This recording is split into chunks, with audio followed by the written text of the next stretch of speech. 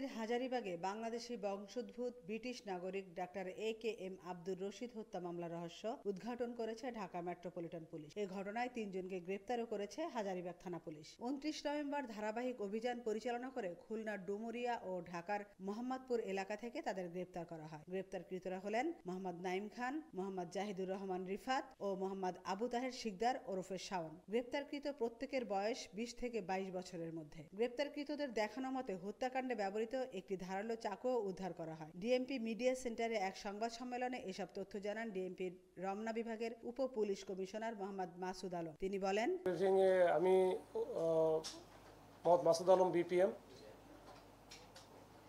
DC Ramna. আমার সাথে আছেন এডিসি ধানমন্ডি জিসানুল হক এবং আমার বাম পাশে আছেন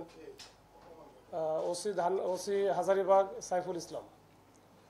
তো আমরা আজকে যে বিষয়টি নিয়ে আপনাদের সামনে উপস্থিত হয়েছি সেটা হচ্ছে, আপনারা জানেন যে গত 15 নভেম্বর পশ্চিম ধানমন্ডি এলাকায়, যেটা হাজারীবাগ থানার মধ্যে পড়েছে, ওখানে একজন বাংলাদেশি বংশোদ্ভূত ব্রিটিশ নাগরিক ডাক্তার এ.কে.এম. আব্দুর রশিদ তার নিজ বাসায় নৃশংসভাবে খুন হন। তো ওনার বয়সও ছিল প্রায় ৮২-র উপরে, ৮২-র মতো। তো তার সাথে সে এবং তার সাথে তার ওয়াইফ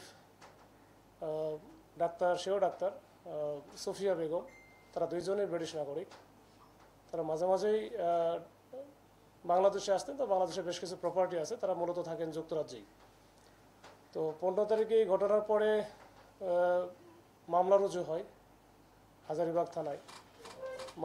মামলাটা করেন হচ্ছে তারই এক চাচাতো ভাই, এই যে ডিসিস্টের চাচাতো ভাই রেজাউল করিম, ওনার বাড়ি নারায়ণগঞ্জ।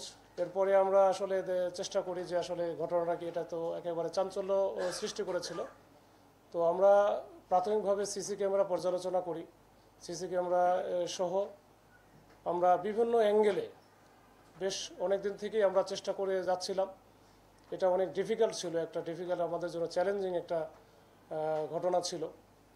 এরপরে আমরা সর্বশেষ এই মামলার আমরা তথ্য বা রহস্য উদ্ঘাটন করতে পারি এবং এই ঘটনার সাথে যে সিসি ক্যামেরায় আমরা 3 জনকে দেখেছিলাম, এই 3 জনকে আমরা আইডেন্টিফাই করে আমাদের একটা টিম গিয়েছিল খুলনার ডুমুরিয়া এলাকায়, ওখান থেকে আমরা 2 জনকে গতকালকে ধরি। তার একজনের নাম ছিল নাইম, আর একজন হচ্ছে রিফাত। এই 2 জনকে আমরা ওখান থেকে ধরার পরে আমরা এই মোহাম্মদপুর থেকে আরেকজনকে ধরি, শাওন নামী। এই শাওন নামী একজন ছিল। এই মোট 3 জনকে আমরা ধরে নিয়ে আসার পরে আমরা প্রাথমিকভাবে জিজ্ঞাসাবাদে যেটা আমরা জানতে পেরেছি, যে 3 জনই মূলত একটা রেস্টুরেন্টে কাজ করত।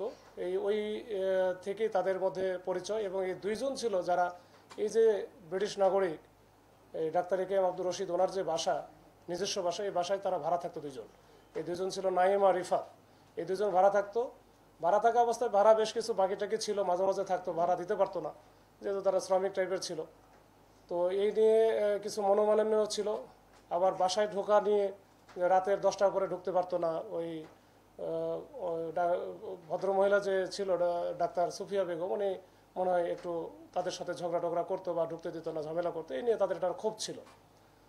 দ্বিতীয়ত, তারা 3 জন মিলে চিন্তা করলো যে তারা তো রেস্টুরেন্টে কাজ করে, তো রেস্টুরেন্টে শ্রমিক হিসেবে কতদিন কাজ করবে। তারা ওই যে রাস্তার পাশে যে বিভিন্ন রকম ফুড কোর্টগুলো আছে, এইটা একটা ব্যবসা পরিচালনার জন্য তারা নিজেরা একটা উদ্যোগ নেয় যে আমরা তো করবো, আমাদের তো টাকা পয়সা নাই। তো তখন ওদের মাথায় আসলো, যেহেতু এই 2 জন বৃদ্ধ মানুষ, তাদের টাকা পয়সা অনেক আছে, তারা এই ইউকের নাগরিক, তাদের ছেলেমেয়েও ইউকেতে থাকে। তো ওরা 2 জন আসছে এখানে। আসার পরে তাদের বেশ কিছু প্রপার্টি বাংলাদেশে আছে অনেকগুলো, এখান থেকে ভাড়া বাবদ বেশ কিছু টাকা পয়সা আসে।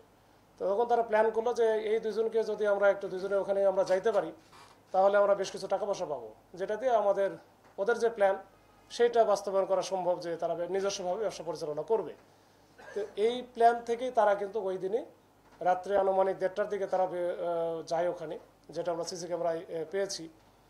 পরে 2টা-2:30টার দিকে যখন তারা ভিতরে ঢোকার সময় যে ঝামেলাটা হয়েছে, এই ডাক্তার এ.কে.এম. আব্দুর রশিদ উনি তাহাজ্জুদ নামাজ পড়ার জন্য উঠেছিল।